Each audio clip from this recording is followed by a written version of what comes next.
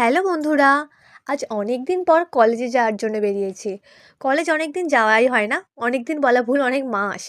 পরীক্ষার পর থেকে আমি এই প্রথম আজ কলেজ যাচ্ছি। রেজাল্ট বেরিয়েছে, রেজাল্ট আনতে যাচ্ছি।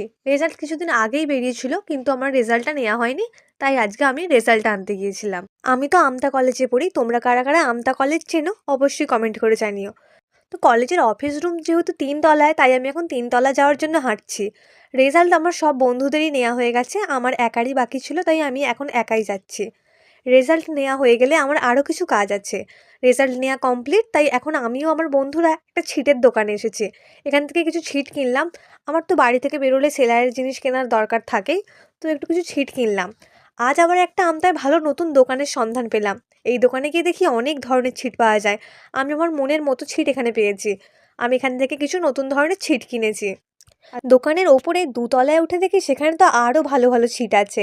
তোমাদের কারোর যদি কোনোদিনও কোনো ছিট কেনার প্রয়োজন হয়, তোমরা এই দোকানটায় যেতে পারো। দোকানটার নাম হলো অঙ্গশ্রী, আমতা সিনেমাতলায়। খুব সুন্দর সুন্দর ছিট পাওয়া যায়। আমি তো এখানে আবারও যাব। তারপর কাকু আমাদেরকে এখানে আরও ছিট দেখাচ্ছিল, আমি ওই কালো ছিটটা পছন্দ করলাম। তো আমার এই ভিডিওটা কেমন লাগলো তোমরা কমেন্ট করে অবশ্যই জানিও, আর তোমাদের ছিটের দরকার হলে এই দোকানে কিন্তু অবশ্যই যেও।